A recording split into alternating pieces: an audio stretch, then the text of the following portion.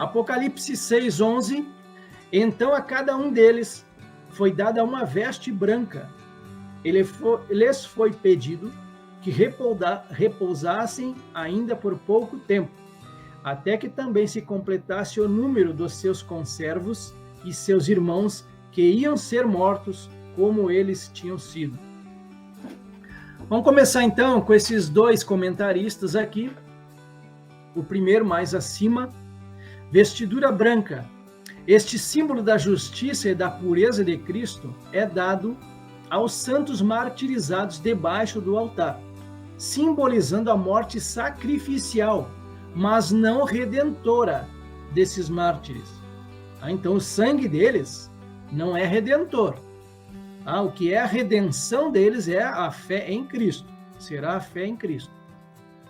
É o sangue dos mártires que reivindica o julgamento de Deus sobre os injustos perseguidores. Há um número dos eleitos que se completará por conversão antes da vinda de Cristo. Ele está falando aqui já durante a grande tribulação, né? Assim também o profeta prevê que haverá mais mártires antes da vinda de Cristo. Este outro autor, mais abaixo aqui da tela de vocês, sobre as compridas vestes brancas, simbolizam a justiça dos santos, e ele diz para repousar ainda por um pouco de tempo. Eles terão de esperar até o fim da grande tribulação, provavelmente cerca de mais 5 anos. Mais um autor, está mais à esquerda e abaixo aqui da tela de vocês. Esta resposta aos mártires indica que o trabalho do primeiro cavaleiro continuará e que o juízo ainda será aplicado misturado à graça, e que a multidão dos santos ainda aumentará.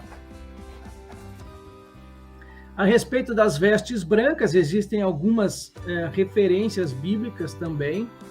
Apocalipse capítulo 3, versículos 4 e 5. Tens, contudo, em Sardes umas poucas pessoas que não contaminaram as suas vestiduras e andarão de branco junto comigo, pois são dignas.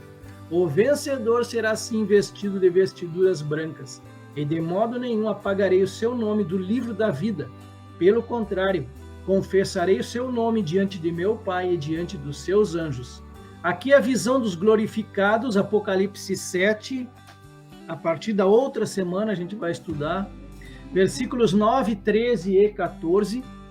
Depois destas coisas, vi, e eis grande multidão que ninguém podia enumerar, de todas as nações, tribos, povos e línguas, em pé diante do trono e diante do Cordeiro, vestidos de vestiduras brancas, com palmas nas mãos. Versículo 13. Um dos anciãos tomou a palavra dizendo: estes que se vestem de vestiduras brancas, quem são? E de onde vieram? Respondi-lhe: meu Senhor, tu sabes. Ele então me disse: são estes os que vêm da grande tribulação, lavaram suas vestiduras e as alvejaram no sangue do Cordeiro. Algumas referências bíblicas a gente vai repetir durante todo o nosso estudo. E a respeito deles repousar, eu trago também um spoiler de Apocalipse 14, versículo 13. Então ouvi uma voz do céu dizendo: escreve, bem-aventurados os mortos que desde agora morrem no Senhor. Sim, diz o Espírito, para que descansem das suas fadigas, pois as suas obras os acompanham. Então eles teriam que repousar por um tempo, teriam que aguardar até que se completasse, né? Como diz aqui, o número de seus conservos e irmãos que haviam ou haverão de ser mortos, como eles foram. E ser mortos, o que eu trago de referência? Mateus 23, 34 e 35. Portanto, eis que eu vos envio profetas, sábios e escribas. A uns deles matareis e crucificareis, e a outros deles açoitareis nas vossas sinagogas, e os perseguireis de cidade em cidade, para que sobre vós caia todo o sangue justo que foi derramado sobre a terra, desde o sangue de Abel, o justo, até o sangue de Zacarias, filho de Baraquias, que matastes entre o santuário e o altar. Jesus está falando duramente aqui para os judeus. Não é para os gentios, não. É para os judeus que ele está se dirigindo aqui. Mateus 10, 21. E o irmão entregará a morte ao irmão, e o pai o filho, e os filhos se levantarão contra os pais e os matarão. Também foi alguns dos sinais que a gente estudou alguns dias atrás ali. Apocalipse 17, versículos 5 e 6. Aqui é a descrição da grande meretriz.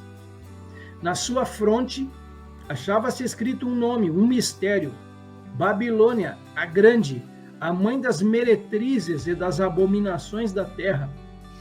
Então vi a mulher embriagada com o sangue dos santos e com o sangue das testemunhas de Jesus. E quando a vi, admirei-me com grande espanto. A gente viu o quarto selo aí, que é mais uma catástrofe que vai ocorrer na terra.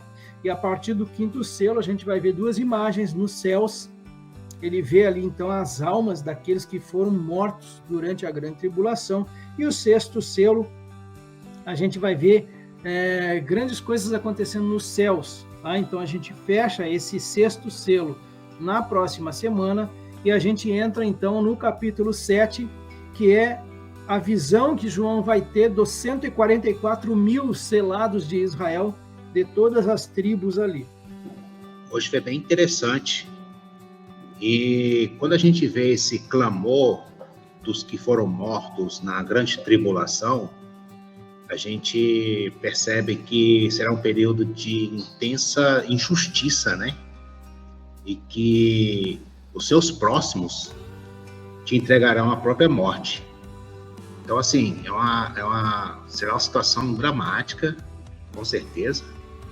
E quando a gente vê hoje tanta divergência no nosso meio, a gente percebe que isso vai ser muito real, muito.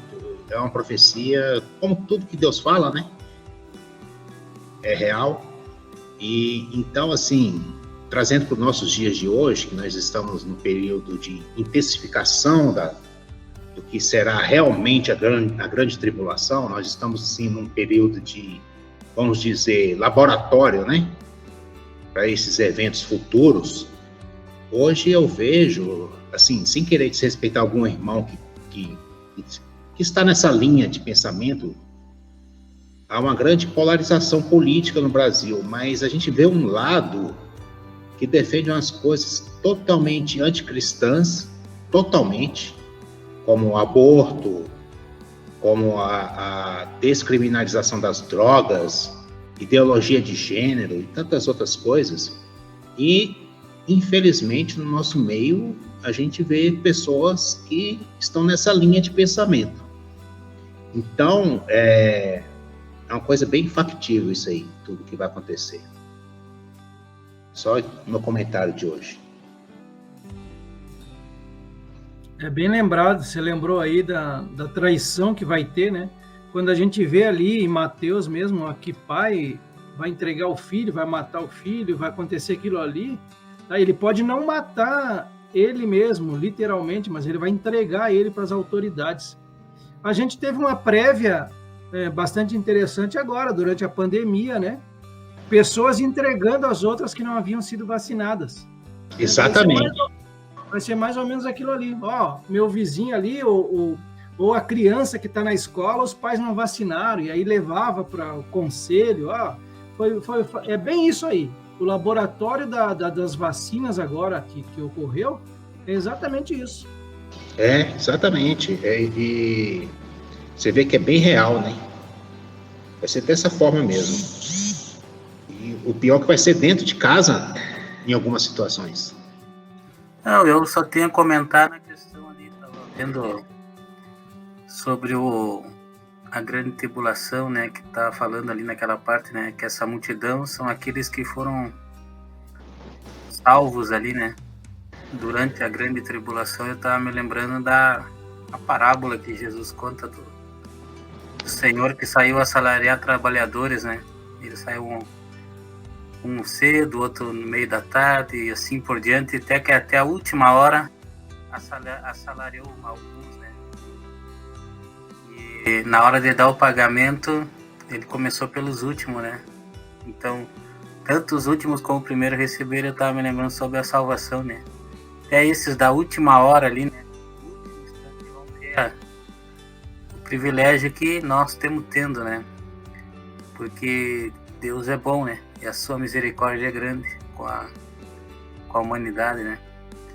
E ainda as pessoas questionam o amor de Deus, né? Mas ele tem sido muito, muito mais misericordioso que nós. Com certeza.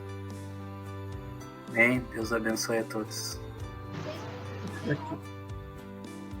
Amém. Meu comentário final. Peraí, deixa eu passar para cá. É só para. Tô saindo agora para uma remoção.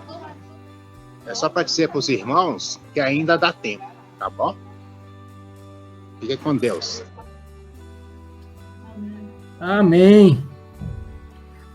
Amém. Ainda dá tempo.